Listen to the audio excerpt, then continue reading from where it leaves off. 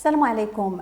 عدد كبير من المغاربة ومحبي كرة القدم بالخصوص كينتظروا بفارغ الصبر انطلاق فعاليات كأس إفريقيا للأمم 2023 بالكوت ديفوار. هذا الكأس اللي كيقولوا عليها المختصين بأنها غدا تكون واحدة من أروع الكؤوس الإفريقية عبر التاريخ، لحقاش غدا تنظم في الكوت ديفوار. المنتخب المغربي جا في المجموعة F واللي غدا تلعب مباريات ديالها في مدينة سان بيدرو غرب الكوت ديفوار. ففي هذا الفيديو غدا نحاول نقرب كل المهتمين بالسفر من أجل تشجيع المنتخب، نقربكم بكل ما يحيط أو كل ما يخص الرحلة إلى أبيجان ثم من بعد ذلك إلى سان بيدرو. فكنتمنى الفيديو ينال الإعجاب ديالكم. معكم مريم مدفر عن قناة مغربية في الكوت ديفوار، فعلى بركة الله نبداو. فكيف ما قلت المغرب جا في المجموعة F واللي غادي تجرى المقابلات ديالها بمدينة سان بيدرو الساحلية. هذه المدينة اللي جات في أقصى الجنوب الغربي للكوت ديفوار المطل على المحيط الأطلسي.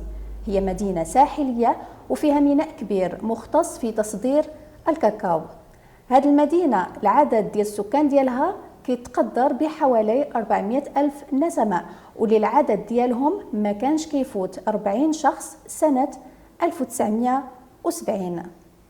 سان بيدرو معروفة بالشواطئ الاستوائية الجميلة وقوارب الصيد الإفريقية الملونة، وأحسن شاطئ كيتواجد بمنطقة غراند بيريبي حوالي 30 كيلومتر غرب المدينة. الملعب كيتواجد في الخارجة ديال المدينة اتجاه أبيجان، ويطلق عليه اسم لوران بوكو، مهاجم إيفواري سابق. سعة الملعب تصل إلى 20 ألف متفرج. بالنسبة للملعب فهو حديث البناء. أما بالنسبة للمدينة فهي مدينة صغيرة وعدد فنادقها محدودة، كما هو الأمر بالنسبة للمطاعم. أما بالنسبة للأثمنة فهي جد مرتفعة بالمقارنة مع أبيجان. فالسؤال اللي غدا نحاول نجاوب عليه هو كيفاش نوصلوا لمدينة سان بيدرو. أولا وفقط للتذكير فما كنحتاجوش فيزا باش ندخلوا للكوت ديفوار، فقط ان بيي الي روتور وكناش التلقيح عن أمراض الاستوائية أي الكناش الأصفر. والخطوط الملكية المغربية عندها رحلات مباشرة ومنتظمة، وكيوصل العدد ديالها إلى 3 رحلات في اليوم في بعض الأحيان. الأثمنة جد مرتفعة في حدود 11 ألف درهم، وهذا في حالة إذا ما كانش هناك رحلات خاصة بالجمهور، طبعا على غرار الرحلات الخاصة اللي نظمتها الجامعة الملكية المغربية أيام كأس العالم بقطر. وأيضا كاين شركات أخرى مثل الخطوط السنغالية أو التونسية كيكونوا في بعض الحالات أرخص. عند الوصول لأبيجان واللي غالبا كيكون في منتصف الليل أو في 3 صباحا فلازم المبيت بأبيجان على الأقل ليلة واحدة. فبالنسبة لأبيجان كيف ما سبق لي قلت في فيديوهاتي السابقة ففيها عرض سياحي متنوع وحتى الأثمنة في المتناول، غير كتبقى غالية مقارنة مع المغرب.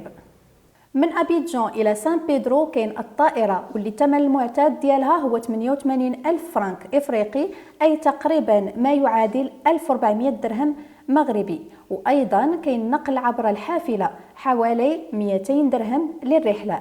أما بالنسبة لكراء السيارات فكيبدأ تقريبا ابتداء من 1000 درهم لليوم الواحد.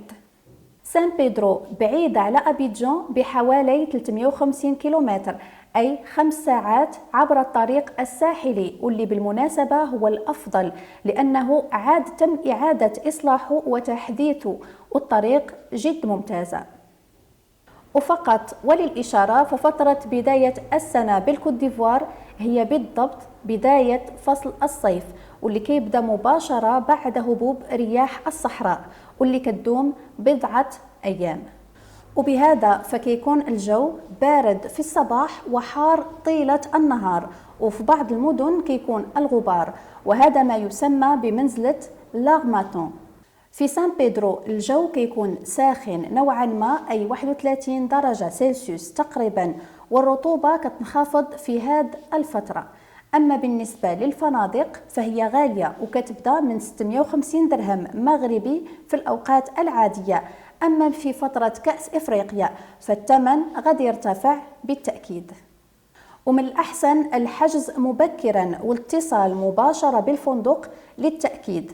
للإشارة فكاين واحد الفندق مغربي تسيره سيدة مغربية اسمه فندق صوفيا، وهو واحد من أحسن الفنادق المتواجدة بسان بيدرو، وهو مطل على الشاطئ. المنتخب المغربي غادي يلعب مباراته الأولى يوم الأربعاء، وغادي يجري كل مبارياته بهذه المدينة، يعني لمدة أسبوع، فبالتالي لا ريزيرفاسيون خاصها تكون تقريبا لمدة 10 أيام. وأغلب الجالية المغربية غادة تحضر في المباراة الثانية المقررة يوم الأحد. بالنسبة للمشجعين وخلال هذه 10 أيام يمكن لكم تزوروا شواطئ غراند بيريبي الساحرة، وممكن أيضا تزوروا حتى منطقة دلتا ساساندرا اللي فيها شواطئ ومناظر جد رائعة. وشخصيا فأنا كنصحكم تزوروا شاطئ دومونوغاغا، وتزوروا أيضا المحميات الاستوائية القريبة من سان بيدرو. وللإشارة أيضا فهذه المدينة كتعرف تواجد أحواض مائية كثيرة، فلذلك حذاري ثم حذاري من الناموس، ومن الأفضل يكون معكم دائما بخاخ طرد الحشرات واللي كيطرش على الجلد مباشرة. أما بالنسبة للمطاعم فعليكم بمركز المدينة واللي ما كيبعدش كتير على الميناء، ففيه مطاعم في المتناول، والسوبر مارشي أيضا ممكن تلقوا فيه مواد كتيرة. وفي الأخير غدا نقول لكم تفادوا الخروج في وقت متأخر من الليل، لأنه يمكن يشكل لكم مشاكل أمنية. وبهذا كيكون الفيديو ديالي وصل للنهايه ديالو. كنتمنى ان شاء الله ينال الاعجاب ديالكم وتكونوا استفدتوا منه. واذا عندكم اي استفسارات واي تساؤلات اخرى يمكن لكم تخلوها ليا في التعاليق او لا تخلوها ليا في صفحتي على الانستغرام، اكيد غادي ناخذها بعين الاعتبار. شكرا على المتابعه والى اللقاء.